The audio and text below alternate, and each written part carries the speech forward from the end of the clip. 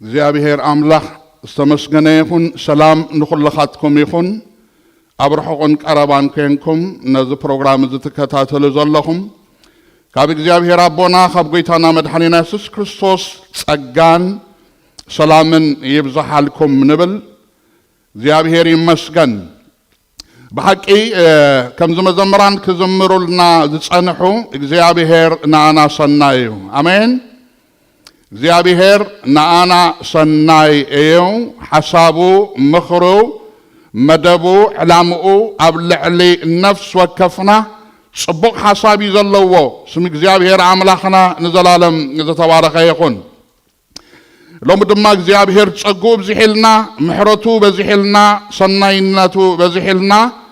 በዘመንገድ እዚ ክንራኸብ ከይልና ኣለና እሞ ክብሪ ኩሉ ንእግዚአብሔር አምላኽና ይኹን ደጊመ ሰላም ንኹልኻትኩም ይብለኩም እግዚአብሔር ይባረኽ ናይ ዝሒዝናዮ ዘለና ዓመት 2021 መሪሕ ጠቕስና ካልኣይ ጢሞቴዎስ 3 ምዕራፍ ካብ 14 ክሳብ ፍቕዲ 17 ዘሎ እዩ ድሮ በዛ ጥቕስ እዚኣ ንሓሙሽተ ሰናብቲ ብዝተፈላለዩ ኣገልገልቲ ክንመሃር ጸኒሕና ኣለና ክብርን እግዚአብሔር አምላኽና ይኹን መንፈስ አምላኽ ዝነፈሶ ጽሑፍ ዘበለ ኩሉ ንትምህርቲ ንተግሳጽ ንምቕናዕ ንጽድቂ ዝኸውን ምእዳብ ስለ ዝጠቅም በዚ ትምህርቲ እዚ ኩላትና ንጥቀብ ክንህሉ ተስፋ ይገብር እግዚአብሔር አምላኽና ይመስገን ስለዚ ነቲ ዝጠቅመና ዘበለ ኩሉ ዝምህረና ዘሎ ዝምዕደና ዘሎ ዘለብመና ዘሎ ዘቕንዓና ዘሎ እግዚአብሔር ክብሪ ኩሉ ንኦ ይኹን ስለዚ ድማ ሎማዓንቲ ካብዛ ጥቕስ እዚኣ ተበጊስና ኢና ነቲ ዝሓለፈ ጊዜ ዝጀመርናዮ ትምህርቲ ክንቅጽሎ እሞ እግዚአብሔር ብቃሉ ገይሩ ክዛረበና ደገ ቃሉ ክኸፍተልና ንፍልጠት ጥራይ ደይኮነ ኣብ ህይወትና ለውጥ ዘምጽእ ቃል ክህበና ስጋን ደምን ኩሉ ጸጥ ክብል እግዚአብሔር ብመንፈሱ ገይሩ ክዛረበና ኣብ ዘለናዮ ኮይና ንእግዚአብሔር እናተጸባበና ኣሕዋተይ እታ ንእግዚአብሔር ትጽበዮ ነፍሲ ካብ እግዚአብሔር ሰናይ ትቕበልያ እሞ ንእግዚአብሔር እናተጸባበና ኣብ ዘለናዮ ኮይና ኩላትና ክንጸልይና ንጸልይ ዘላለማዊ ቅዱስ እግዚአብሔር አምላኽና ነመስግነካ ኣለና ንባርከካ ኣለና ንውድሰካ ኣሎና ልዕል ነብለካ ኣሎና እግዚአብሔር ሎሙን ኣይተለወጥካን ንኣና ሰናይ ኢኻ ሎሙን ኣይተቐየርካን ንኣና ጽቡቕ ኢኻ ኣነ ዝሓስበልኩም ሓሳብ ትፈልጦ መፈጸምታን ተስፋን ክህበኩምሲ ሓሳብ ጽቡቕ እምበር ሓሳብ ደሓን እምበር ናይ ክፉእ ኣይኮነን ኢልካና ኢኻ እሞ ወኣምላኽ ሰማይ ብዝተፈላለየ መንገድን ኩነታትን ንሓልፍ እኳ እንተለና ነገር ግን ንስኻናና ጽቡቕ ስለ ዝኾንካ ናና ሰናይ ስለ ዝኾንካ ነቶም ንኣምላኽ ዘፍቅሩ ከም ምኽሩ ድማ ዝተጸውዑ ነገር ኩሉ ንሰናይ ይድግፎም እዩ ተባሂሉ ተጻሒፉሎ እሞ ነገራት ኩሉ ንጽቡቕና ስለ ዝኾነ ነገራት ኩሉ ንሰናይና ስለ ዝኾነ ብኢየሱስ ክርስቶስ ስም ነኽብረካ ኣሎና እግዚአብሔር አቦ ምሕረትካ በዝሕልና ፍቅርካ በዝሕልና ሕያውነትካ በዝሕልና ጉስነትካ በዝሕልና ምእታው ምውፃና ምድቃስ ምትሳና ነገራትና ኩሉ ባኻ ተሓልዩ ብህይወት ንነብር ስለ ዘሎና ብኢየሱስ ክርስቶስ ስም ክብሪ ኩሉ ካብ ሕጂ ንዘላለም ናኻ ይኹን ንብል ኣሎና እግዚአብሔር ዕርድና ጸግዕና ደጀና ኢኻ ስምካ ንዘላለም ይባረኽ ናይ ወድኻ ኢየሱስ ክርስቶስ ደም ጌርካ ካብ ኩሉ ዓሌት ካብ ኩሉ ኣሕዛብ ካብ ኩሉ ቋንቋ በቲ ዝኸበረ ደም ኢየሱስ ዓዲካ ንእግዚአብሔር ኣቦ ካህናትን መንግስትን ክንከውን ጌርካና ኢኻ እሞ በዛ መዓልቲ እዚኣ እግዚአብሔር مسغانا أملخو وداسية كبري تعزاز النت كله ناخا يخون نبل علونا اتناي يهودا أنبسا اتخاب نجد يهودا زخواني أنبسا نتمصحف كجنصلو نتمحتمون كفتحو شعير الله تباهيلو خمس تصحفه زلالماوي قدوس እግዚአብሔር አቦ نزقتنا زبلو كله بده شعرنا ايو خنحلف مسانا ስለዘለኻ ስምካን ዘላለም ይባረክ እጅድማ ህዝብኻ ካባኻ ይጽበይ ኣሎ እግዚአብሔር አቦ ደቅኽ ኩሎም ካብ እግዚአብሔር ዝተማሃሩ ክኾኑዮም ሰላም ደቅኽ ድማ ዓብኽ ክኸውን ተባሂሉ ተጻሒፉሎም ሰላምና ከዓቢ ሓጎስና ክመልእ ክንብርትዕ ክንሕይል እግዚአብሔር ክንትንስእ ካባኻ ክንመሃር መጺና ኣለና እሞ ንቓልካ ብመንፈስካ ክትገልጾ ብኢየሱስ ክርስቶስ ስም እጸልይ ኣለኹ ነዚ ክትገብር ምሳና ስለ ዘለኻ ተመስገን ክብሪ ኩሉ ንዓኻ ይኹን ብጎይታ ብኢየሱስ ክርስቶስ ቅቡእ ሽም ኣሜን ክብሪ ንእግዚአብሔር ኣምላኽና ይኹን ስለዚ ናይዚ ዓመት እዚ መሪሕ ጥቕስና ገሊፀየ ኣለኹ ደጋጊምና ድማ ክንሰምዖ ጸኒሕና ኣለና ደጋጊምና እውን ክንሰምዖ ኢና እግዚአብሔር ይባረኽ ልብና ኣግፊሕናን ኣስፊሕናን ካብ ኣምላኽ ክንመሃር ንጸበ እግዚአብሔር ይባርኽኩም ካልኣይ ጢሞቴዎስ ሳልሳይ ምዕራፍ 14 ክሳብ 17 ዘሎ እንተሪእና ከምዚ ዝብል ናይ እግዚአብሔር ቃል ንረክብ ንስኻ ግና ካብ ንመን ከምተመሃርካ ፈሊጥካን ነተን ካብ ቁልዕነትካ ጀሚርካ ብእምነት ብክርስቶስ ኢየሱስ ንምድሓን ከለብማኻ ዝኽእላ ቅዱሳት ጽሑፋት ፈሊጥካ በቲ እተመሃርካዮን እተረዳእካዮን ጽናዕ ኣብ ፍቕዲ 16-17 ድማ እቲ ናይ ኣምላኽ ሰብ ንሰናይ ግብሪ ዘበለ ፈጺሙ ተዳልዩ ፍጹም ምእንቲ ክኸውንሲ መንፈስ ኣምላኽ ዝነፈሶ ዘበለ ጽሑፍ ነትምህርቲ ንተግሳጽ ንምቕናዕ ንጽድቂ ዝኸውን ምእዳብ ይጠቅም እዩ ኢሉና እግዚአብሔር ይመስገን ኣሜን ክብሪ ኩሉ ንእግዚአብሔር ኣምላኽና ይኹን ዝሓለፈ ጊዜ እምበር ካብ ፍቕዲ 17 ተበጊስና እቲ ናይ ኣምላኽ ሰብ ንሰናይ ግብሪ ዘበለ ፈጺሙ ተዳልዩ ፍጹም ምእንቲ ክኸውንሲ መንፈስ ኣምላኽ ዝነፈሶ ጽሑፍ ንትምህርቲ ንተግሳጽ ንምቕናዕ ይጠቅም እዩ ብዝብል ናይ እግዚአብሔር ቃል ተማሂርና ነርና ሎሚ ድማ መቐጸልትኡ ኣልጊብና ክንርኢና ማለት እዩ እግዚአብሔር ይባረኽ ኣብ መጽሓፍ ቅዱስና ኣብ ትንቢት ሚክያስ 6 ምዕራፍ ካብ ፍቕዲ 6 ክሳብ 8 ዘሎ እንተዳሪእና ከምዚ ዝብል ናይ እግዚአብሔር ቃል ንረክብ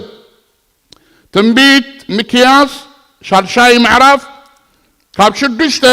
ክሳብ 8 ዘሎ እንተሪእና ከምዚ ዝብል ናይ እግዚአብሔር ቃል ንረክብ ናብ ቅድሚ እግዚአብሔር እንታይ ሒዘ ክመጽእ ከመይ ጌረኸ ኣብ ቅድሚ ልዑል ኣምላኽ ክሰግድ እየ ዝሓርር መስዋዕትን ኣብታይ ሓደ ዓመትን ዶ ከቕርብ ናብ እግዚአብሔር ክመጽእ እየ እግዚአብሔር ዶ በሸሓት ደዓውልን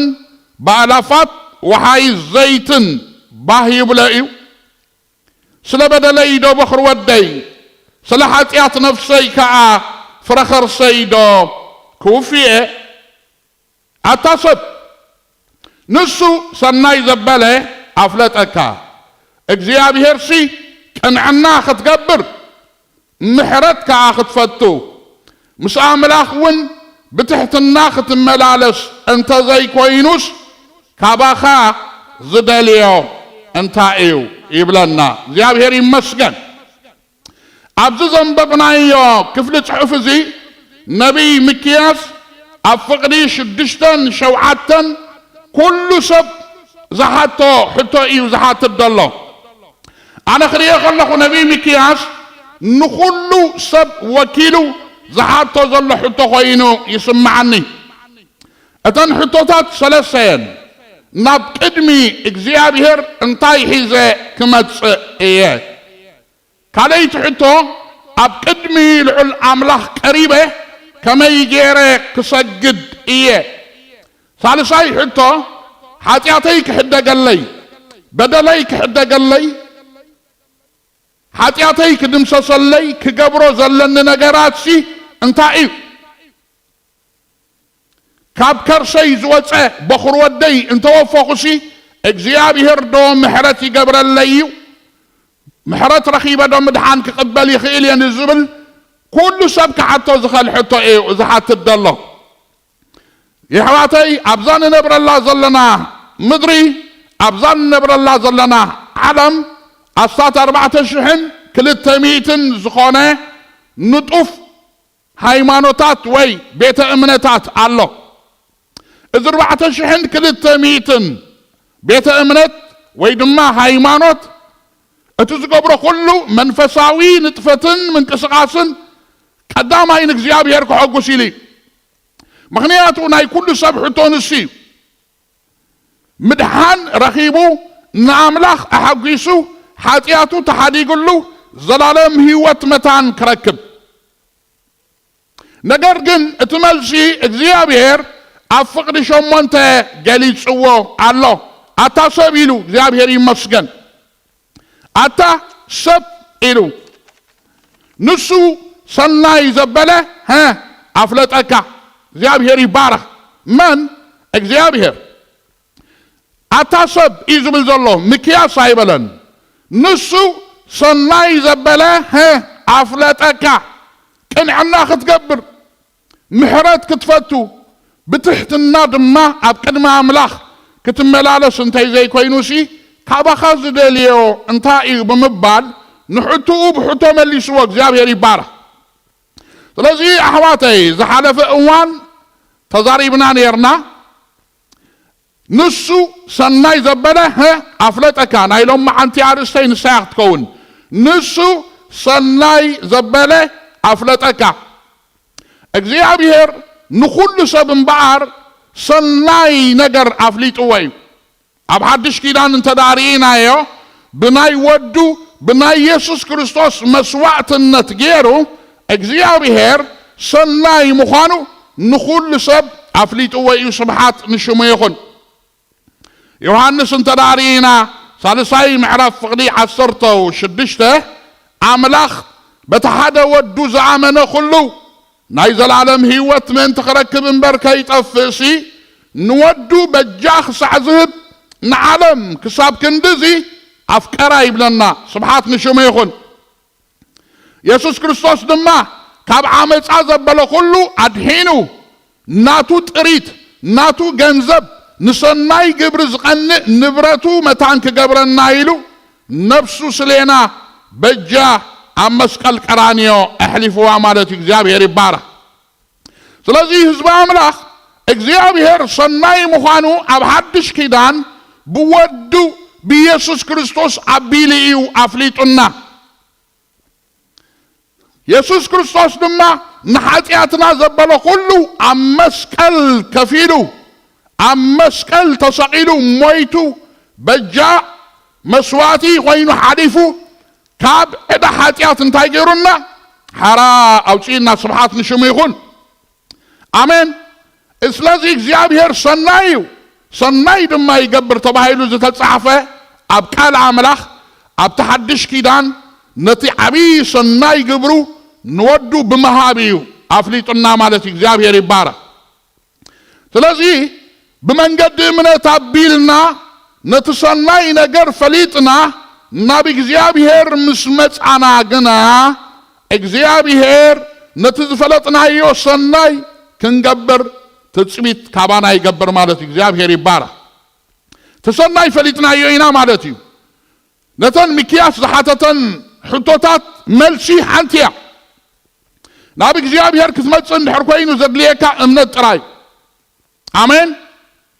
نبي اكزيابير كتمتسن حركوينو زدليكا امنتن تراي مخنياتو إلنا اللون إجزاب هير قال اتنا بإجزاب هير كمتسز دلي قدم إجزاب هير كمزلو دحار دمانتهم زدليوه عصبي كهبهم كمزقبا كأمن يقبويلو براويان عصرتو حدا فقد شدشته تلاز خميلة يخمتسن زبل حطه بإمنت مخنياتو نتمنقد دي يسوس كفيتو إجزاب هير يبارخ مقدن هيوتن حقن أنا بزي باي نبابو خمتسز خيل يلبون سلازباله نت يسوس كريستوس عمسكال زخفله عمسكال زقبرو قبر كله بمئمان نابق زيابي هير كتمتسق تخيل مالتي اتمدحان ون لكع انتاي تقبر كي ايه زدحن نزبل حطه بقبر خا خدحن فلسيم كاي تخلني خا ازدو اتدو كقبر كدحن شي ايلون زحاته تحطه مدحان دما بامنت ايو عيناي امنت نت كريستوس عمسكال كرانيو زخفلو قبري نعوب مماني خات دحن حواريا باولوس نجيرنا الله حدا كوا خيم كعشي كاب قبري ايكونن ما بامنت بتشجعكم زدحانكم امين سلازي بز امنت زبيلكا نابي اغزيابيهر مش مصخا اغزيابيهر اتسناي انتاي مخانو مسفلتكا كابخا جن حدا ነገር يتصبى نتو زفلتكايو سناي كتقبر امين نتو زترداخايو حقي كتنبر كابخا تصوي تقبر سلازي نسو من اغزيابيهر سناي زبله عفلتكا كنعنا كتقبرين كنعنا خقبر الكاي امن تراي هاي بلن حواتي امن امه انا قنعنا خقبر الكا هاي بلن مش امن كا قنعنا قبريلو بقنعنا تملالسيلو كنعنا ختقبر اندحرديكي الكا مصحف قدوس طواي زلبو يقلصع زرد صادقان قنا كملت يبلنا زيابير يمسكن كنعنا اندحرديليو مقصعت الله مالتي تقاليت دما محرت كتفوتو يلو عبزونا استوعلنا نسمع امان ما انا محرت كفتو الكاي بلن امان ما انا محرت كقبر الكاي اي بلن انا سناي نجر زفلتكو خاسي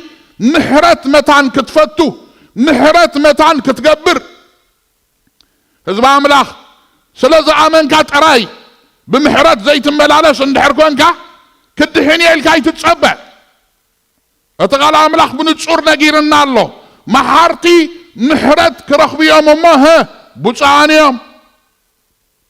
سلازي ناي اغزيابير سدرابيت اذا تصويعنا الله زلنا منغستي املاخ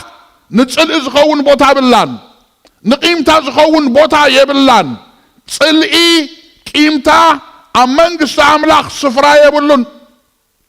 تصويع الله زلخا منغستي درت زي بلو محرت كتقبر تحتكا بزي درت امين سلازي بمحرت كنملالس يقبعنا ازو اوان زي خنقركم بزحات امنتي كريستيانات بتصلئي تأثيرهم بتصلئي سماياتهم زتعاصوا ازيهم بزحاتهم لبنا فتشنا على املاخ نسمع صلاينا حدا تراي انا خنقركم بجكا شيطان كالت صلائي يبلنان بمثل املاخ زتفطره بملك املاخ زتفطره كبر سب دلاي يكون صلاينا يكونن مس سيستم زي نسامع مع خنكون نخيلينا مساب قنصل ابلنان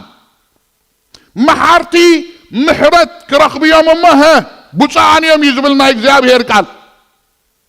لومي بزنجر زتعاشيركم زلكم اب كل خرنا عالم زلكم امنتي بقويتا بيسوس بزقال زي مفتاح يكون لكم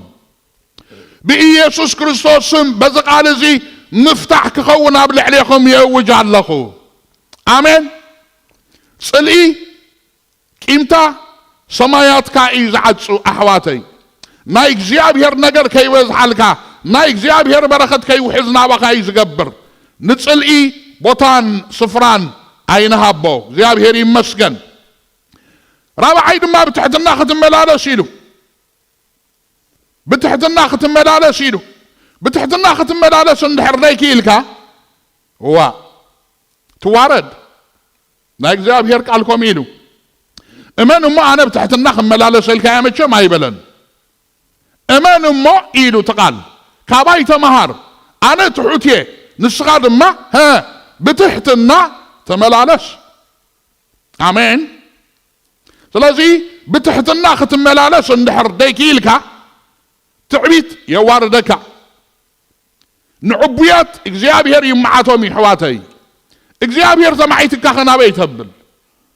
ናብተብሎ የለን ስለዚህ ምስዓመና እግዚአብሔር بتحتنا خنملالس ይደልየና ማለት እግዚአብሔር ይባረክ አጠቃሊ ለብዝ እንታይ ክብል ይደሊ ብዝመእተዊ ብመንገድ እምነት አቢልና ነተሰናይ ዝኾነ ፈሊጥና ናብ እግዚአብሔር ምስመጻና እግዚአብሔር ካባና ዝጽበዮ ነገር አለ ንሱ ድማ ክርስቲያናዊ ስነ ምግባር ክህልወና እግዚአብሔር ካብ ነፍስ ወከፍና ይጽበ አሜን ክርስቲያናዊ ስነ ምግባር እዚ ዘለናዮ እዋን ድማ ንኹላትና ሓቂ ብሩህ ዝኾነ እዋን እዩ ኣብተን ዳሕሮት መዓልታት ኢና ዘለና ኣሕዋተይ ክርስቲያናዊ ስነ ምግባር ዝጠፍኣሉ እዋን እዩ ሐዋርያ ጳውሎስ ኣብቲ ሳልሳይ ምዕራፍ ነጊርና ኣሎ ኣብተን ዳሕሮት መዓልትታት ሰባት ኢሉ ገሊፅዎ ኣሎ ፈተውቲ ርእሶም ተጃሃርቲ ዕቡያት ፍቅሪ ዘይብሎም እናበለ ዘርዚሩ ገሊፅዎ ኣሎ ክርስቲያናዊ ስነ ምግባር ዝጠፍኣሉ እዋን ኢና ዘለና ብጥንቃቐና ሰማዕና ክንመላለስ ይግባአና ኣሕዋተይ ክብርን እግዚአብሔር ኣምላኽና ይኹን ስለዚህ እዚ ድሕሪ ምባል ናብቲ ሕመረት መልእኽተይ ናብቲ ማእኸል ትምህርተይ ከኣትየ ናብ ጢሞቴዎስ ተመሊስና እንተዳርኢናዮ ደጋጊሞም ኣሕዋትና ክምህሩና ጸኒሖም ኣለው ድሕረ ባይታ ናይ ጢሞቴዎስ እንተዳርኢናዮ ገና ካብ ቁልዕነቱ ጀሚሩ ነቲ ሰናይ ነገር ተማሂርዎ እዩ ነቲ ሰናይ ነገር ምኽሪ ኣምላኽ ባህ ዘብል ሙሉእ ናይ እግዚአብሔር ሓሳብ ካብ ቁልዕነቱ ትሒዙ እናተማሃረ ክዓቢ ጸኒሑ ጢሞቴዎስ ካብ ዓባዩ ተማሂሩ ኣሎ ካብ ኣዲዩ ተማሂሩ ኣሎ ድሒሩ እውን ካብ ሐዋርያ ጳውሎስ ተማሂሩ ኣሎ ስለዚ ኣሕዋተይ መሰረት ናይ ጢሞቴዎስ እንተዳሪናዮ ብሰናይ ነገር ዝተነድቀ መሰረት እዩ ክጅምር ከሎ ገና ካብ ቁልዕነቱ ካብቲ መሰረቱ ጥዑይ ዝኾነ መሰረት ሒዙ ከም ዝዓበየ እዩ ናይ እግዚአብሔር ቃል ዝነግረና ምክንያቱ ኣብ ዓባይካ ዝነበረት ኣብ ኣዴኻ ዝነበረት ኣባኻ እውን ዘላ ልግሚ ዘይብላ እምነት ኢሉ ነጊርዎ ኣሎ ሐዋርያ ጳውሎስ ካብዚ ሓደ ነገር ኢና ንመሃር መሰረት ኣገዳሲ ምዃኑ ኣሕዋተይ ናይ ሓደ ገዛ ድልዳለ መለክዒኡ መሰረት እዩ መሰረት እንድሕር ደይጥዕዩ እቲ ብልዕልዩ ዝህነፅ ነገር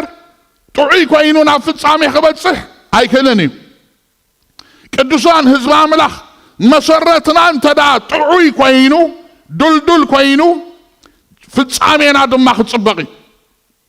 ፍጻሜኻ ክፅብቕ መሰረት ኣገዳሲ ነገር ምዃኑ ኢና ንምሃር ማለት እዩ ስለዚ እምበር ጢሞቴዎስ ከምዚ ክብሎ ዝጸናሕኩ ጥዑያት መዕበይቲ ዝረኸበ ዕድለኛ ሰብ ኢለ ዝገልጾ መዕበይቱ ጥዑያት እዮም ነይሮም ኣዲዩ ትኹን ዓባይ ትኹን ሐዋርያ ጳውሎስ ይኹን ማለት እግዚአብሔር ይባረክ ከምዚ ኢልና ናይ እግዚአብሔር ቃል ንቆልዓ በንእስነቱ ነታ ዝኸደላ መንገዲ ኣርእዮ ምስ ዓበየ ካብዓ ኣይወፅእን እዩ ማለት ፍጻሚኡ ጽቡቕ ክኸውን እዩ ማለት እግዚአብሔር ይባረክ ስለዚ እዚ መሰረት እዚ ሒዙ ዓብዩ ሐዋርያ ጳውሎስ ጢሞቴዎስ ስለዚ ኣብ ፍቅዲ 14 ፍቅዲ 15 ከምዚ ክብሎ ከሎ ንርኢ ነቲ ሰናይ ሙሉእ ምኽሪ ኣምላኽ ካብ ንመን ከም ተማሃርካዮ ትፈልጥ ኢኻ ነቲ ሰናይ ሙሉእ ባህ ዘብል ምኽሪ ኣምላኽ ካብ መን ከም ዝተማሃርካዮ ትፈልጥ ኢኻ ይብሎ ኣሎ كاب كل عنتك جميركا بأمنت بكريستوس إيسوس نمدحان كلب ما خاز خيلات قدسات صحفات فديت كايون تماهير كايون تردي كايون سلازلخا أبقو صنع آمين أبتز تردى كايو حقي أبتز فلت كايو حقي أبتز تمهار كايو حقي أبون تاي قبر صنع أبتقال صنع يزبلو زلو حواتي مغنياتو إلنا الله تقال مستقال انتوبتكم بيود دماغ تنبريكم إلنا እግዚአብሔር ይባረክ ካብኡ አይቱፃ أبتقال انتا يكون صنع حواري ጳውሎስ ደጋጊምና ተዛሪብና የለና ንጢሞቴዎስ መንፈሳዊ አቡይ ናይ ሐቅ ናይ እምነት ወደይ ኢለዋላ ስለዚ አቦን ውሉዱ ከም ዝምዕዶ ከም ዝመኽሮ ከም ዘፋጥኖ أبتقال صناع إلو خمعدو خلون ري እግዚአብሔር ይባረክ لوم እግዚአብሔር بقاد غيرو النفس وكفنا ززارو وزلو نجر انتدا هالي ازي أبتقال انتاي قبر صناع آمين أبتز تردى خايو أبتز فلت خايو حقي أبقو صناع كابقو نيمان نتسقام أي تاقلس أبو صناع እግዚአብሔር ይባረክ أبو لي كيدان كيدنا انتدا رينا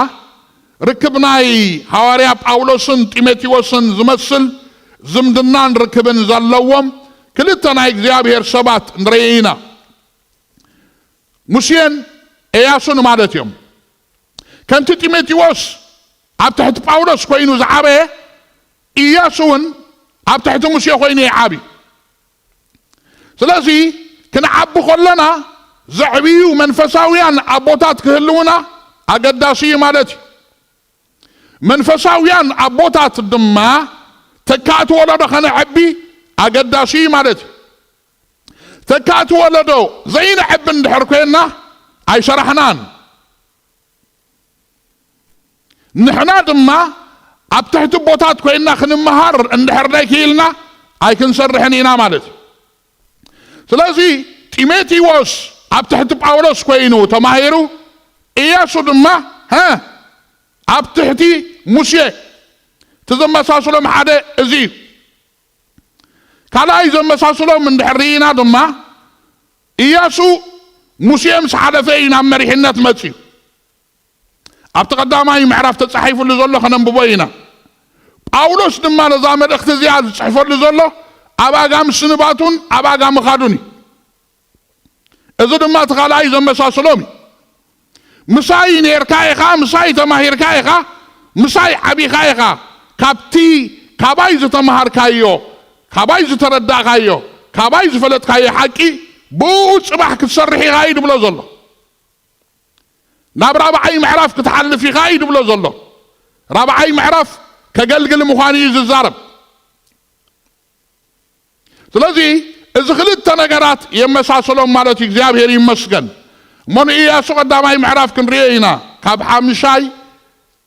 فقدي خساب تاشعاي زلون تدارينا يو كم زبلنا እግዚአብሔር قال نركب ملو عدمي خازق أو مكاسب يلبون نياسي زبهالو اللي زلو أحواتي موسى كيدو حليف الله إياسو نابوتا موسى متي الله حجن موسى أن إياسي يزنقر اللي زلو ملو عدمي خازق أو مكاسب يلبون مش موسى خمس نبركو مسخاون كخوني أي حد كان أي تنتنا كانوني اتانو بوتاتهم كيبهم زمحال كلهم مدري نسخا نزهز بزي كترشتي اي خامو صنع تبع كمتو مش مشي بارياي كمتو مشي بارياي زكا كل حقي نمقبارو كتحلو وطراي صنع ازيها تبع نابت تخدو كلو منتي خنعكا كابون يمان كون نصقام اي تجلس نتبو تصحفه منتي تطنقي كاتغبرو معالتن ليتن أستنت النمبر إذا ما تصحف حق زي خبافكا أي تفليو شو ما قد خاتق النعمة شو دما كسلت أكايو صنع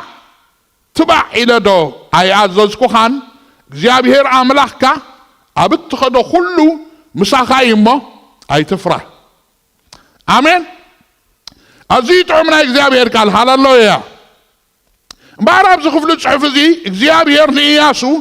كم تمشمشي باريا يزنبركو مساخادم ما كخوني أي حد كاني أي تنتنا كاني عشش كوتو أي بلا كان إيه نهزبخا مريحكا نابتصفى مدرختوتو أنا مساخاي بلولو أي تفرح إلو إجزابير يبارك ملو عدمي خادم ما زقاوما كاسب يلبون ريح يستوعلو ملو عدمي خا زقاوما كاسب يلبون مالت زل على كاصداي يلن مالت هايكونن زقاوما كحيلي يلن مالت هايكونن اي تحلفني خايدو زخلكلكا تصاباي صلاي يلن مالت هايكونن انتي دا انت رايلكمني انا مساخه امين كسعرو ميخا امين كتطفو ميخا امين كتاتو يخا امين كتورس يخا يزبلا زلو امين اي تفرح اجوخا صلاتي الله زقاوم الله زل على حيل صلمات الله نجر جن كم تمسمس يا زنبركو انا دما مساخايد واغزابير يبارك تواجيخا تقاديلكا شعيركا كتحلف تصفاخا كتورش ابتقال انتاي قبر صنع ابتقال صنع كابتقال نيمان نصقام اي تقلش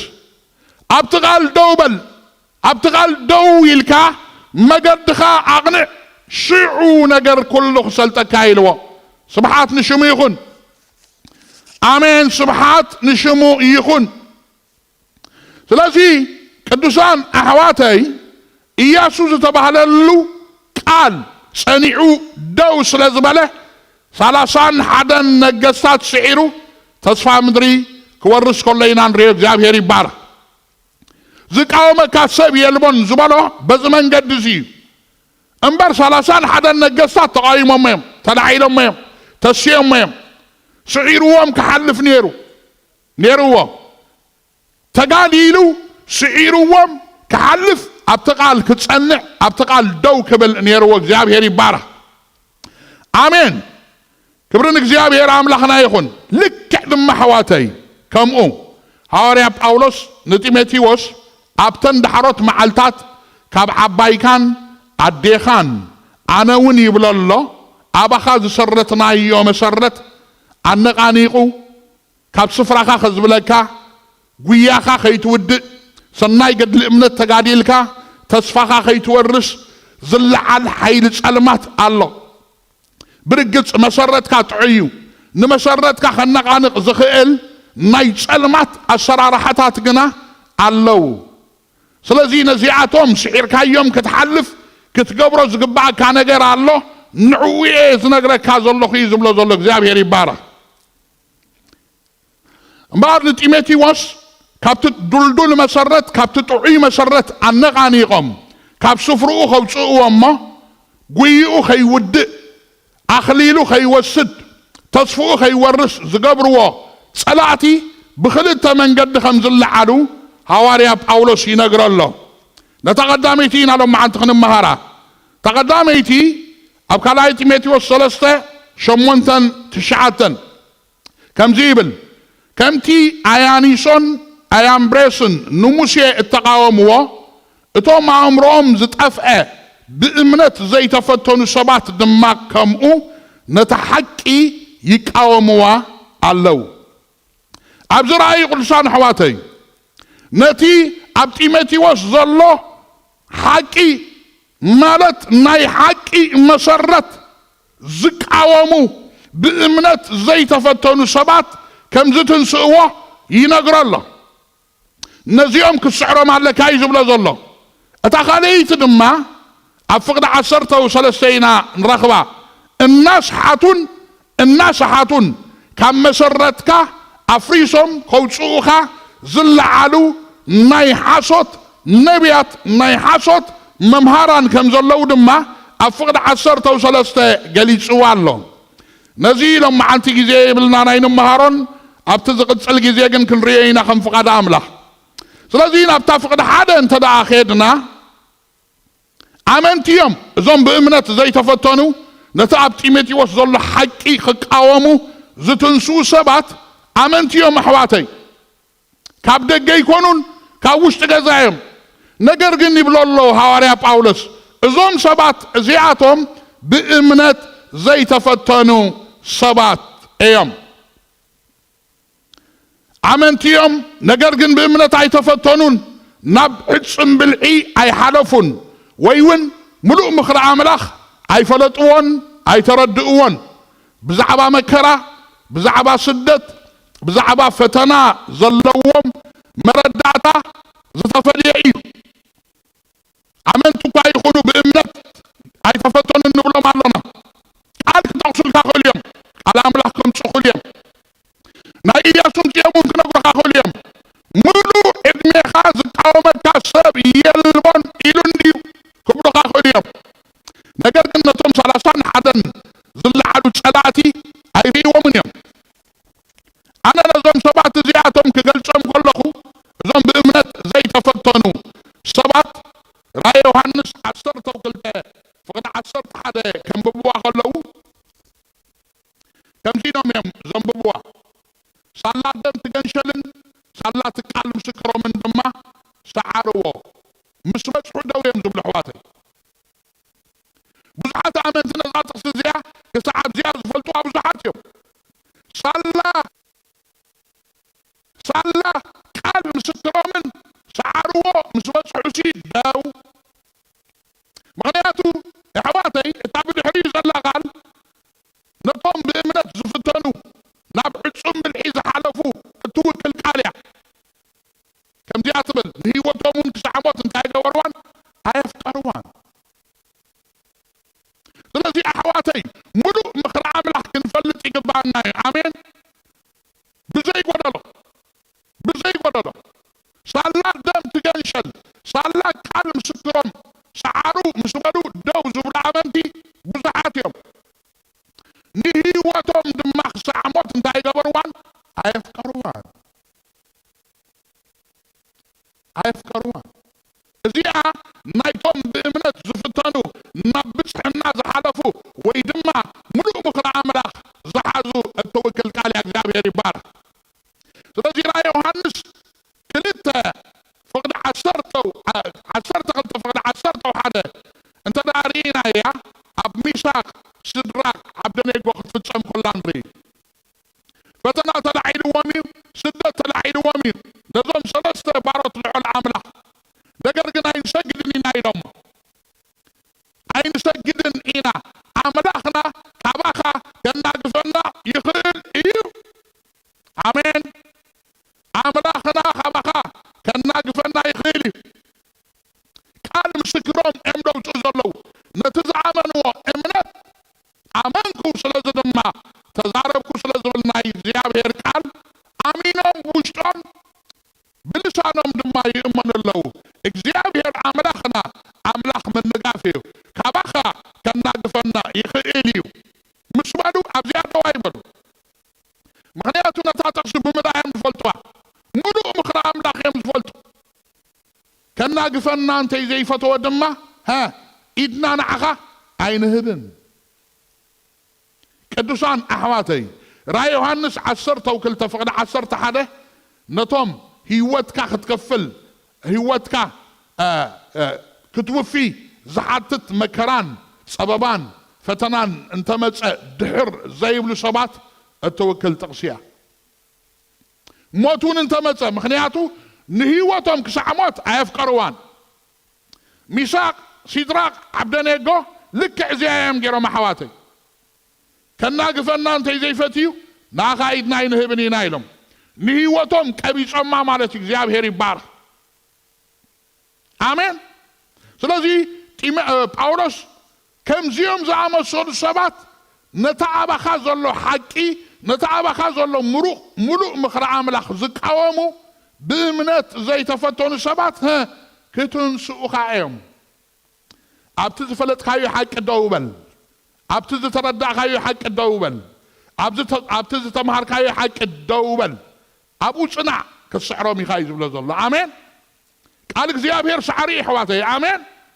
ابتقال اندحر دويلكا الناس عركا يخات السعر آمين እግዚአብሔር ይባረክ ስለዚህ ኣብ ጢሞቴዎስ ካልኣይ ምዕራፍ 3 ፍቅዲ 12 ተዳሪኢና ኣብ ዳሕሮት መዓልትታት እቶም ብክርስቶስ ኢየሱስ بفرحات እግዚአብሔር ክነብሩ ዝደልዩ ክስደዱ እዮም ስደት አሎ ይዝብሎ ዘሎ ሐዋርያ ጳውሎስ ንጢሞቴዎስ ስደት አሎ መከራ አሎ ፈተና አሎ አሜን ንዓይውን ሪኢኻኒ ኢኻ ይብለሎ ኣብ አንጾኪያን ልስጥራን ከለኹ ዝበፅሓኒ መከራን ስደትን أنا خمي كم زتتصور كوا እግዚአብሔር ድማ ከም ዘድሓነኒ ንስኻ ትፈልጥ ይኻይሉ ስለዚህ ከምቲ ኣብ መዝሙር 11 ፍቅዲ 3 ተጻሒፉ ዘሎ መሰረት ጻድቅ እንተዳ ተነቃኒቑ እቲ ጻድቅ እንታይ ክገብር ይካሎ ተባሂሉ ዝተጻፈ ሰናይ ገድሊ እምነት ተጋዲልካ ጉያኻ ብዓወት ከይትዛዝም ዝለዓለካ ኩሉ ሓይሊ ጸልማት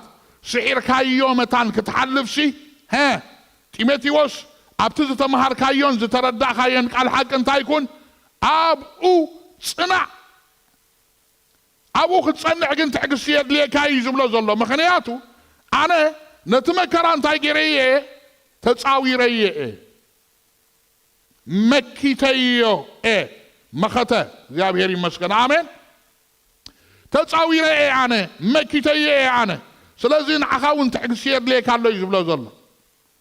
عقلي يدليك كالو يزبلو زلو منفس غزائي ابلع لي خان تتلعله تعقستي نعبي ابسات هديامو سفراخا اي تحدد نتمسرت افريسو كاب سفراخا خطوص زغبرك حيل صلمات تلعيل الله تعقست انت زي بلكا ابتقال دو كتبل اي تقلنيخا سفراخا اي تحدد امين بدحريو مدحان እግዚአብሔር ክትረይ خايلو أنا خمي كم زتتصمم كون نسود معها كم زد حنانن تفلت إيها آمين واو هزوا عمله ناخذكم زخون تعوم بسرعة اللوني آمين كم زي زبلت بسرعة ناي صادق مكرا بزحيو እግዚአብሔር ግን አኻብ ኩሉ የናግፎ እግዚአብሔር አምላኽና አምላኽ ምንጋፊ አሕዋተይ ካብ ኩሉ መከራ አናጊፉ እናሐለወ ኸንብር ዝኽእል አምላኽዩ አምላኽና ክብርን እግዚአብሔር አምላኽና ይኹን ስለዚህ እምባር ቅዱሳን ህዝብ አምላኽ መጽሐፍ ቅዱስና መከራ የለን ስደት የለን ፈተና የለን ነገር ኩሉ መቅናዕዩ ነገር ኩሉ ምስላጥዩ ነገር ኩሉ ምክንዋኒ ኢሉ አይምህረናኒ ፈተና አሎ ስደት አሎ መከራ አሎ አነ ንዑ ስዒረየ ንስኻትኩም ድማ ክትስዕርዎ ኢኹም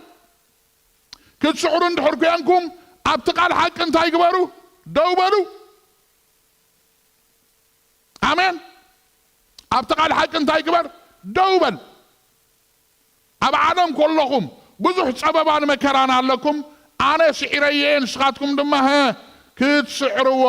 ኢኹም ይብለና ናይ እግዚአብሔር ቃል ስብሓት ንሽሙ ይኹን መድሓኒና ኢየሱስ ክርስቶስ ኣብዛ ምድሪ እዚኣ ክነብር ከሎ ዝተዋግእዎ ነገራት ነይሮም እዮም ስዒርዎም ዝሓለፈ ቀዳማይ ሓጢኣት እዩ ኣብ ዮሐንስ 3:5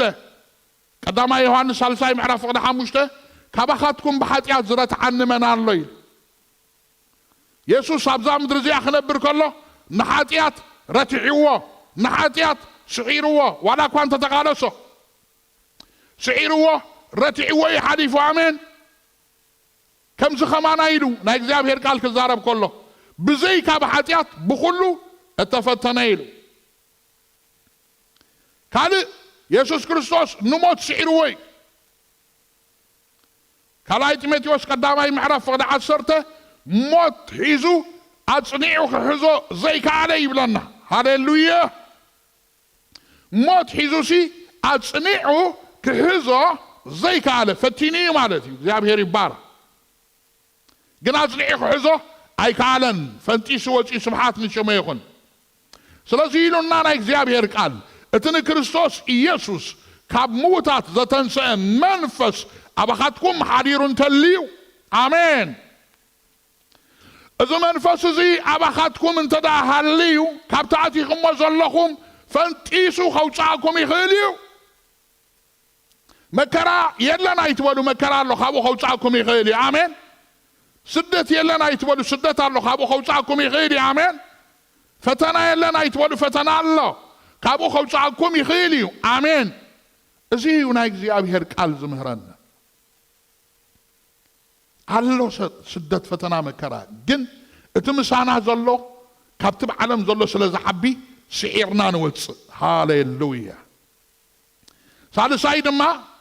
قدمي لقالي جعل له أبي يوحنس 10:6-33 أب عالم كلكم سببا مكرا سدت عليكم أنا العالم سعريين سخاتكم دما ها كتسعروا إيهم اتانا عالم نسعر الله دما ها امنتنا عيلو نايك زابير قال كزارب كله اتوب كاب عملاخ زتولدو زبلو كلهم نعالم انتاي قبروا يسعروا هذا نجار كنجركم ود أملاخ زلوا ترايو أم مدر نزلوا سببان مكران فتنان شجرن سعر وخحلف زخل كله بعدم تسعير حليفي كله بعدم تسعير خحلف كله ود أملاخ زلوا جنا هاي سعرني آمين في تصاميو سنايو هاليلويا اترابع عيد ما نحلق النت نسلطانات نمنافسي كاين الشيطان يسوس سعيروهم نتحيلو موت أبئيلو زحازة نتوم حلقناتن سلطاناتن بقلسي النافكرة أستعافيرو سعيروهم حاليفوك زيابير يبارا نسغاد منعوك تسعره بز حيل زي تمليخ الله أملخا وحيل الله أوشتغا أملخا وسلطان الله أوشتغا نزل على كذا بلا كله تسأل ما تسعر كاي تحلف تغيليخا ነገር ግን ሰይጣን አይቃወመንን ይትብለኒኻ ይቃወመካ ኮሙንዲሉና እግዚአብሔር ቃል ንዲያብሎስ ተቃወምዎ ንሱኻ ባኻትኩም ከሃድሚ ዝውሕጦ ደሊኹም ዝጓድም አንበሳ ድማ ኣብ ዙርያኹም ስለዚ ክትቃወምዎ ይግባአኩም ይቃወመካ ስለ ዘሎ ኢኻ ትቃወሞ አሜን ስለዚ እግዚአብሔር ይመስገን ሰናይ ገድሊ እምነት ተጋዲልካ ንዝለዓለካ ዘበለ ኩሉ ሓይሊ ጸልማት ስዒርካዮ ክትሓልፍ እግዚአብሔር ነተሰናይ አፍሊጥካዩ አቡ ንበር መልእክትና ጳውሎስ ጢሞቴዎስ ነተዝለ ዓለካ ዘበለ ሁሉ ስዒርካዮ ክትሓልፍ እግዚአብሔር ተሰናይ አፍሊጥካዩ ኣብቲ ዝፈለጥካዮ ሰናይ ኣብቲ ዝፈለጥካዮ ሓቂ ኣብኡ ደውበል ኣብኡ ንበር አሜን ኣሕዋተይ ሰዓር እንድሕራልዩ ተሰዓር ድማ ኣሎ እግዚአብሔር ኣብ ግራውንድ ኣብ ባይታ ሰዓርቱ ኮይና ክንግለጽ ይደልየና ኣሎ እግዚአብሔር አምላኽና ዝተመስገነ ይኹን አሜን ስዒርናዮ ረጊጽናዮ ክንወጽእ እግዚአብሔር ይደልየና ኣሎ ሎሚ ዝቃወመካ ዘበለ ዝብርታዓካ ዘበለ ዝሕይለካ ዘበለ ዝጻባዓካ ዘበለ ዝኾነ ይኹን ናይ ዲያብሎስ ፈተና ናይ ጸልማት ሓይሊ ረጊጽካዮ ስዒርካዮ ክትወጽእ بزقال زي እግዚአብሔር ይዛረበካ ኣሎ አሜን ሃሌሉያ ባር ሐዋርያ ጳውሎስ ጴጥሮስ ካብ ዓባይካን ኣዴኻን ካባዩን ዝፈለጥካዮ ሙሉ ሰናይ ባህዘብል ምኽረ ኣምላኽ ኣብኡ እንታይ ግበር ኣብኡ ጽናዕ ነዚ ሰናይ እዚ ዝፈለጥካሉ ምኽንያት ዝሓለፈ እዋን ተማሂርና ኣለና ሰናይ ዝፈለጥናሉ ምኽንያት ብሰናይ ግብሪ ኣርኣያ ክንከውን نبعل بيت زتقم زتقدسه ناي كبر أقحا ክንከውን ኣብ ህይወትና ኣብ ኣገልግሎትና ኣብ ናብራና ፍረመታን ክህልወና እዩ ዝብል ሰለስተ ተኸታታሊ ነጥብታት ተማሂርና ነርና ሎሚ ድማ ተራብዒቲ እግዚአብሔር ሰናይ ዘበለ ዘፍለጠና ሰናይ ገድሊ እምነት መታን ክንጋደል እዩ አሜን ሰናይ ገድሊ እምነት መታን ክንጋደል نزيخ فليت خايو اتسناي زبلا زلو كالاي ጢሞቴዎስ 4 ምዕራፍ 5 ክሳብ 8 ተዳሪና ከምዚ ዝብልና እግዚአብሔር ቃል እንረክብ ንስኻ ግና ይልዎ ብኹሉ ተጠንቀቕ አሜን ብኹሉ እንታይ ግበር ተጠንቀቕ ጥንቃቄ ከምዘድሊ ኣብ ነገራት ኩሉ ናይ እግዚአብሔር ቃል ይዛረበናሎ ማለት እዩ ከመይ ብጥንቃቄ እንታይ ግበሩ ተመላለሱ ስለዝብል መከራ ጽገብ ይልዎ ግብረ ወንጌላዊ ግበር አገልግሎትካ መልእ ኣነ ካብ ሕጂ እስዋ ኣለኹ እታ መዓልቲ ምስንባተይ በፂሓያ እሞ ሰናይ ገድሊ ተጋዲለ እቲ ጉያ ወዲኤ ነታ እምነት ሓልየ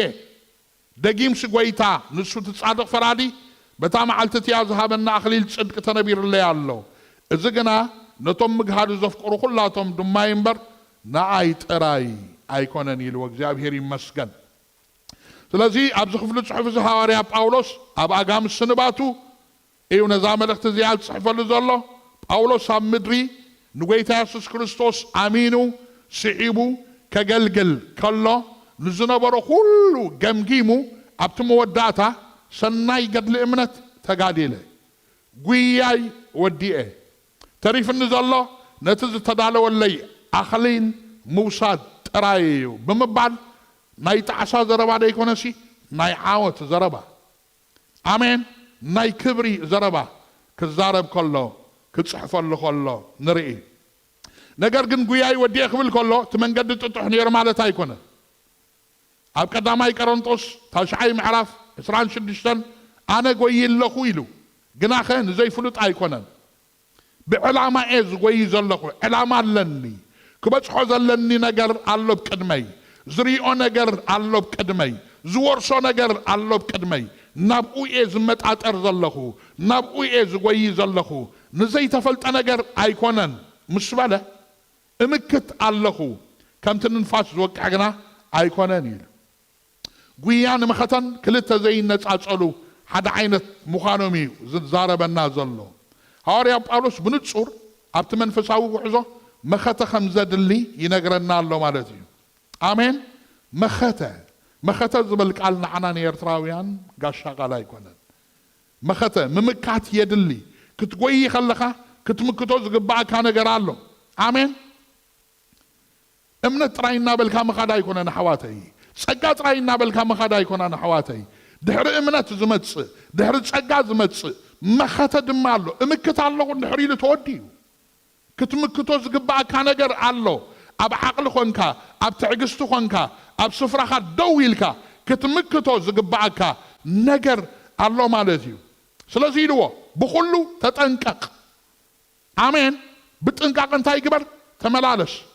መከራ ጽገብ ኢልዎ መከራ ጽገብ ማለት እንታይ ማለት መስለኩም መከራ ከም ዘሎ እመን ስደት ከም ዘሎ እመን ፈተና ከም ዘሎ እመን ነገር ግን ብመከራ እንታይ ኣይትኹን ኣይትፍራህ ኣይትሸበር ኣይትሰንብድ ካብቲ መከራ ንላዕሊ እቲ ኣባኻ ዘሎ ይዓቢ ንስኻ ውሉድ ኣምላኽ ኢኻ ስዒርካዮ ክትሓልፍ ኢኻ ኣሜን ኣብቲ ቃል ደው በል ኣብኡ ጽናዕ ክትፈልጥ ኢልዎ ንምድሓን ጥራይ ኣይኮነን ጸጋ ተዋሂብና ዘሎ ምስኡ ድማ መከራ መታን ክንጸግብ ስለዚ ነዚ እንታይ ግበሮ ተቀበሎ ኣይትፍራሕዮ እቲ ምሳኻ ዘሎ ይዓቢ ኣሜን ህዝቢ ኣምላኽ ኣይትፍርሑ እቲ ምሳኹም ዘሎ ይዓቢ ካብቲ ገጢሙኩም ዘሎ መከራ እቲ ምሳኻ ዘሎ ይዓቢ መውፅኢ ኣዳሊልካ ኣሎ ኣምላኽ ሃሌሉያ መከራን ስደትን ፈተናን ስለ ዝመፀካ ግን ተረጊምካ ማለት ኣይኮነን መርገም ኣለካ ማለት ኣይኮነን ኣሕዋተይ ስለዚ ካብቲ ኣብ ዓለም ዘሎ እቲ ኣባኻትኩም ዘሎ ዝዓቢ ስለ ዝኾነ ንስኻትኩም ስዒርኩም ኣለኹም ይብለና ናይ እግዚአብሔር ቃል እምበር ኣሕዋተይ ናይ መወዳእታ እዚኣ ኢለ ክውድእ ሮሜ 8 ምዕራፍ ካብ 31 ክሳብ 39 ዘሎ እንተ ደኣ ርኢናዮሲ ከምዚ ዝብል ናይ እግዚአብሔር ቃል ንረክብ ኢና ብኡ ካብታ ኣብ ክርስቶስ ኢየሱስ ዘላ ፍቕሪ ኣምላኽ ክፈልየና ዝለዓል 16 ዝኾነ ናይ ጸልማት ሓይሊ ከም ዘሎ ሐዋርያ ጳውሎስ ይዛረብ ጥሜት ኢልዎ ስደት ፌራ ሞት ሰይፊ ፍርሒ ሓይልታት ካብዛ ምድሪ እዚኣ ካብ ካልእ ኩሎም እንድሕር ፀዊዕናዮም 16 እዮም ዝኾኑ እዚኣቶም ኩሎም ንክርስቲያን ኣብዛ ምድሪ እዚኣ ክነብር ከሎ ዝዋግእዎ ጸላት እዮም ነዚኣቶም ስዒርካዮም ክትሓልፍ እቲ ዝስዕር ኣምላኽ ምሳኻ ክኸውን ኣለዎ ኣሜን اتزسعر أملاخ اتسعري أملاخ اتزسعره أملاخ اتنا يهودا بس هاللويا مسخان دحراليو أي تفرح سعر كايوم كتحل فيها آمين سدت سلازم تسكاكن تراجيم كمالات أيقونن كمتصي يخيليو كفقر كريستوس كفليكا كم مسرتك أنغانيقو خوصاك معبل كمتصي يخيليو نفاس كمتصي يخيليو دول أبتغال صنع أبتغال آمين سناي قد لإمنا تقادي لئي نتويا مكيتا وديئيو يبلنا الله هواري بأولوس مخات الله مكت كم تعالى زوداخو خدود آمين سلازي يسوس مسخان دحراليو سعركاي يوم تحلف እግዚአብሔር ይባረክ ነታ ጽሕፍቲ ክውዳእ ከሎ ጳውሎስ በተዘፍቀረና አጸቢቅና ካብ ሰዓርቲ ንበልጽ ኢና ኣብ ምድሪ ሕዋተይ ሓደ ሰዓን ክልተ ሰዓን ሰለስተ ሰዓን እንተይ ዘይኮይኑ ካብኡ ንላዕሊ ክስዕር ዝኽእል ሰብ የለን ዶናልድ ትራምፕ ሓንሳብ ስዒሩ ተዓዊቱ ናብ መራሕናይ ኣሜሪካ ነይሩ ብድሕሪኡ ዝነበረ ምርጫ ግን ተሳዒሩ ወፂ እና ሰዓረ ክነብር ዝኽእል ኣብ ምድሪ የለን በጀካ ጎይታ ኣሜን ንስኻ ድማ ምስኡ ነቲ ሓደ ትስዕሮ እቲ ሓደ መፀካ ነቲ ሓደ ትስዕሮ እቲ ሓደ መፀካ ነቲ ሓደ ትስዕሮ እቲ ሓደ መፀካ ናይ ጻድቕ መከራ ብዙሕ እዩ እቲ ሓደ ላዕለካ ትውዶ በትመፅእ በትን ምስ ሰዓርካዮ በትመፅእ ببزح نجارات كم تسكاي خيليو الناس عار كايغا تسعر آمين سلازي كابتوم سعر تزبهالوسي نسخا تبلتيخا زبلت سكام خنيات دما تسعرهم صلاتها بزحات سلازخونيهم أزيم بزحات يوم صلاتها نعتاتهم سعر كايوم كتوتس إيخا هاليلويا زيابهر يبارك زي سعركم ما نجر نحرالي لهم معنتي سعركم ما كتوتسوا نحلنكم نزغال زي سمعوه زي شجركم حاتيات انتليو زي طبقكم نجارات انتهاليو أبهيوتكم زي تسعره كله نيتسأل ما تسرارها سعير كايو رجيز كايو خطوات أبتقال دو آمين سلازي سناي قبل امنا تقاديلنا مكيتنا اموداتو دما سعرتوخينا متان كنقلت اتقال سعرتيكم يلنا سلازالله እግዚአብሔር ትጽቢቱ ካባና እዚህ ይኸውን ማለት እዩ አሕዋተይ ስለዚህ ሐዋርያ ጳውሎስ እንቲቤቴዎስ ኣብ ዓባይካን ኣብ ኣዴኻን ኣባይን ዝረኣኻዮ ኩሉ መሰረት ንዑ ከነቃንቕ ዝለዓለካ ሓይሊ ጸልማት ኣሎ ካብ ስፍራኻ መታን ከይተልግስ ኣብቲ ቃል ደው በል ኣብኡ ጽና እግዚአብሔር ይመስገን ባራ መወዳእታ ሰናይ ገድሊ እምነት ምግዳል ዘድልየና ካብ ሐዋርያ ጳውሎስ ንምሃሮ ቀዳማይ ጉያና መታን ክንውዲ እዩ ጳውሎስ ሰናይ ገድሊ እምነት ተጋዲሉ ጉይኡ እንታይ ገይሩ ወዲ እዩ ናይ እግዚአብሔር ቃል ከምዚ ይብለና ጽዋዓት ብዙሓት እዮም ሕሩያት ግና ሒደት ጀመርቲ ብዙሓት እዮም ዝውድኡ ግና ሒደት ብሉይ ኪዳን እንድሕር ርኢና ካብ ግብፂ ዝወፁ 600,000 እቶም ስዒሮም ዝኣተው ግና ክልተ ጊደወን ዘምጾም ሰራዊት ብዙሖም እንተርኢናዮም 32,000 እግዚአብሔር ዝመረጾም 300 ኣብ ሓድሽ ኪዳን መፂና እንተዳርኢና ንኢየሱስ ክርስቶስ ስዕቦ ዝነበሩ ተመጀመርታ 5,000 ወንጌል ዮሐንስ 6 ምዕራፍ አንብቦ ብሙሉኦም ተመሊሶም 12 ተሪፎም ኢየሱስ ድማ ነቶም 12 ከም ኢሎም ንስኻትኩም ከኻባይ ክትከዱ ዶ ደልኢኹም ኢሎም ና ንስኻ ናይ ዘለዓለም ህይወት ቃል ኣለካ ካባኻ ሙናበይ ክንከይድ 10 ለምጻማት መጽኦም ቶም 9 ከይዶም ተሓደ ተሪፉ እግዚአብሔር ይባርክ ጽዋዓት ብዙሓት ሕሩያት ግና ሂደት ሰናይ ገድሊ እምነት ምግዳል ዘድልየካ እምበኣር ንህይወት ዘለዓለም ኣጽኒዕኻ መሓዝ እዩ ጉያኻ ንምውዳእ እዩ ኣሜን ስለዚህ ይብለና ናይ እግዚአብሔር ቃል ንጽዋዓኹምን ምሕራይኩምን ከተጽንዕዎ እንታይ ግበሩ ተጋደሉ ቀዳማይ ጢሞቴዎስ 6 ምዕራፍ 11-13 ኣታ ናይ ኣምላኽ ሰብ ንስኻ ግና ካብ ዝህደም እሞ ደድሕሪ ጽድቂ ኣምልኾ እምነት ፍቕሪ ትዕግስቲ ህድኣት ሰዓብ ጽቡቕ ገድሊ እምነት ተጋደል نتات تتصوعك الله أبقد مبزحات مسكرون صبغ مؤمن التأمن كالله هو الزلالم حزة آمين هدامي لوا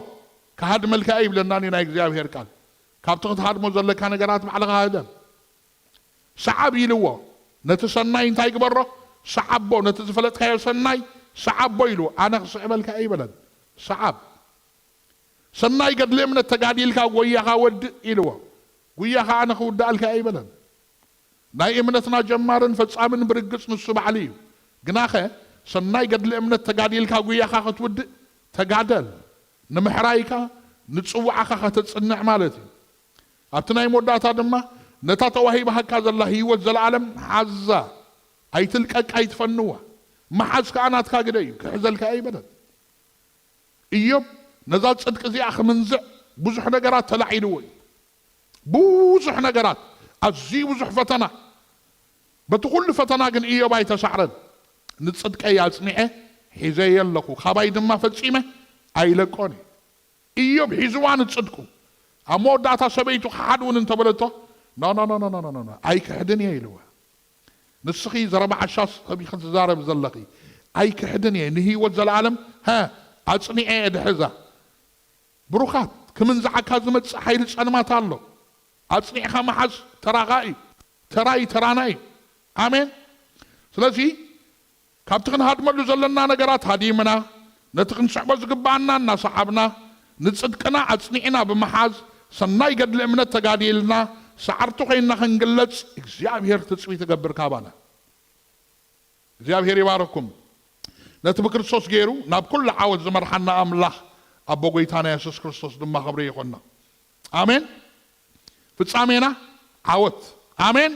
سناي قد لمنا تقاديلكا غياخا مودا እግዚአብሔር يبارك تتمرتي ابزي كونن زودا كم تاملاح زبنا تصقا خنقصلينا نلومي ابزخا اخلناي كلاتنا نتصلي زلالماوي قدوس እግዚአብሔር አምላኽና ነመስግነካ አሎና ንባረኸካ አሎና ልዕልና ብለካ አሎና በኢየሱስ ክርስቶስ ስም ስለዝሃብካና ቃል ነመስግነካ አሎና እግዚአብሔር ንስኻ ተዛሪብካ ኣለኻ ንሕና ድማ ሰሚዕና ኣለና እሞ እዚ ቃል እዚ ምስ ሰማዕቱ ብእምነት ክዓብርሲ ብመንፈስካ ጌርካ ኣብ ጸላት ልብና ክትፅሕፎ بيسوس كريستوس متصلي اللهم أبزا ساعات زيادة ما أب كل خرنا عالم كوينم بسدت زحالف زلو بمكرا زحالف زلو بسببا زحالف زلو نتنسخات دالي خلوم زلخا موتي أفدق كريئيو يعينتم كتكفت بقوي تابي يسوس كريستوس متصلي اللهم ناي صادق مكرا بزحيو እግዚአብሔር ድማ ካብ ኩሉ የናግፎ ተባሂሉ ተጻሒፉሎሞ ሎሚ እግዚአብሔር ጎይታ ሰራዊት አቦ ኣብ ህዝብኻ ምንጋፍ ክኸውን እጸልይ ኣለኹ ኣብ ህዝብኻ ሓርነት ክኸውን እጸልይ ኣለኹ ኣብ ህዝብኻ ምውጻእ ክኸውን እጸልይ ኣለኹ እግዚአብሔር በቃልካ ጌርካ ስለ ዝበጻሕካና ድማ ተመስገን